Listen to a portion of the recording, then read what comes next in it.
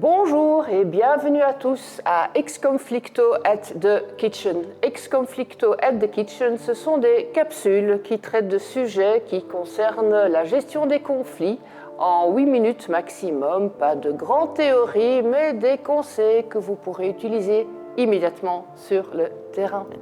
Alors, le sujet du jour concerne la négociation et une question qui nous est finalement souvent posée, de savoir s'il faut demander plus pour recevoir ce que l'on veut. Et pour nous donner réponse à cette question, j'ai le grand plaisir d'accueillir Gérard Kepper. Bonjour Gérard. Bonjour Joël. Alors Gérard, moi je te connais, mais est-ce que tu pourrais peut-être te présenter en quelques minutes ? Avec plaisir. Donc, je suis Gérard, je suis avocat et médiateur en matière civile et commerciale. Je suis également le président de B-Mediation, qui est un centre de médiation, de formation à la médiation. Qu'on connaît bien. Qu'on connaît très bien chez Bessy et qui a été créé par Bessy et par le barreau de Bruxelles, il y a 25 ans maintenant. Ça ne nous rajeunit pas. Non, et on forme donc des médiateurs, et donc on a une expertise en matière de prévention et de résolution des conflits, spécialement en matière civile et commerciale. Et donc on forme, et donc la médiation, mais c'est une forme particulière de négociation, et donc on baigne dans la négociation. Donc tu as une grande expérience en négociation. J'ai une certaine expérience en négociation. Voilà. Okay, on apprend bien. tous les jours. Mais très bien. Mais alors, Gérard, à cette question qui nous est souvent posée, faut-il demander plus pour recevoir ce que l'on veut ? Quelle serait ta réponse ? Alors, je vais te donner une réponse sous forme de question. Ah, ok. En te faisant vivre une petite expérience de négociation. Imagine que tu as une voiture, ta voiture, tu veux la vendre pour en acheter une nouvelle. Une belle voiture seconde main, oui. Magnifique voiture seconde main. Je suis un acheteur intéressé. Oui. Pour toi, ton prix, tu serais ravi si tu avais combien ? Je sais pas moi, disons 30 000 euros. 30 000 euros, bien. Et donc voilà, moi je suis un acheteur intéressé, et donc je te laisse me faire ta proposition. Bonjour Gérard, bonjour Joël. Tu aimes bien ma voiture, J'adore je te la ta voiture. vends à 30 000 euros. Eh bien, je te l'achète. Ah oui. Voilà. Oui, ok. Bon, oui. Tu te sens comment avec ça ? J'aurais dû demander plus peut-être. Voilà, tu aurais dû demander plus. Oui. Voilà pourquoi.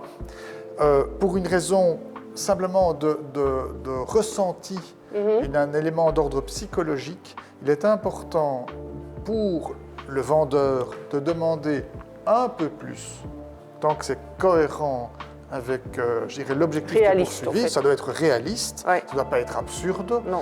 Il faut que le prix soit demandé un petit peu plus haut pour te permettre d'avoir une véritable satisfaction. Parce que si je dis oui tout de suite, tu vas te dire finalement j'ai obtenu ce que je voulais mais je ne suis pas satisfaite. Et inversement, il faut permettre à l'autre partie de pouvoir également négocier. Donc c'est une sorte d'interaction. Tu as tout compris. Okay. Il faut créer un cadre d'interaction. C'est essentiel. De même, si tu me dis c'est 30 000 euros et pas 1 euro de moins, moi, comme acheteur, je vais me sentir non respecté. Je me dis, mais enfin, je me heurte à un mur. J'ai beau essayer d'arriver en disant, mais enfin, elle a quand même des griffes, elle a des kilomètres, etc.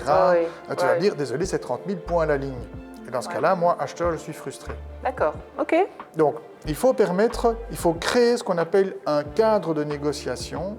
Et donc, pour t'éviter Parce que sinon, une frustration, c'est pas une négociation. Voilà. Sinon, c'est apprendre ou à laisser. Et apprendre ou à laisser, c'est pas négocier. D'accord, ok. Très bien, très bien. Mais oui, et d'autres choses que tu souhaites peut-être partager Alors avec oui, nous ? donc, ce qui est important, quand on fixe des éléments de prix, le problème, c'est que quand on négocie autour du prix, on peut avoir assez facilement un sentiment de perdre. En disant, je voulais 30, finalement, j'ai 28. J'ai le sentiment d'avoir perdu 2 000 euros. Donc, si tu demandes un peu plus que ton objectif véritable et qu'au terme de la négociation, tu as baissé ton prix de 30 à 28. Et moi, j'étais prêt, au départ, je disais, je suis prêt à l'acheter 26.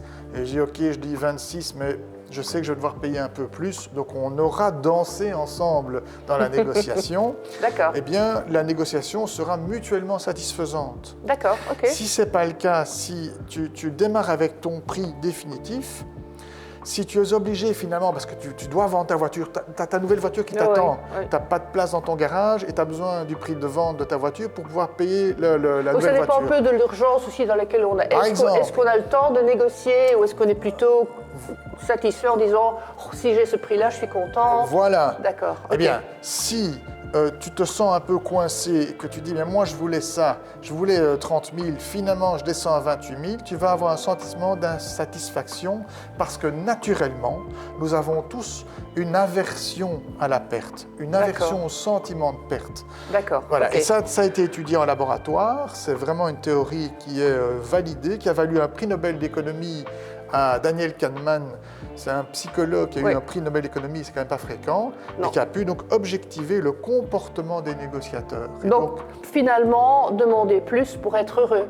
Demander plus pour être heureux et pour rendre son acheteur également heureux parce qu'il va peut-être pouvoir obtenir une réduction de prix qui va le satisfaire. Quelle belle conclusion. C'est magnifique. Est-ce que tu pourrais, toujours selon le concept de Ex Conflicto at the Kitchen, partager les 4 conseils que tu souhaiterais Alors dire à nos... je regarde la caméra. Oui, si tu veux bien. Une négociation, c'est une relation entre des personnes. Ce n'est pas une question de choses, ce sont des personnes.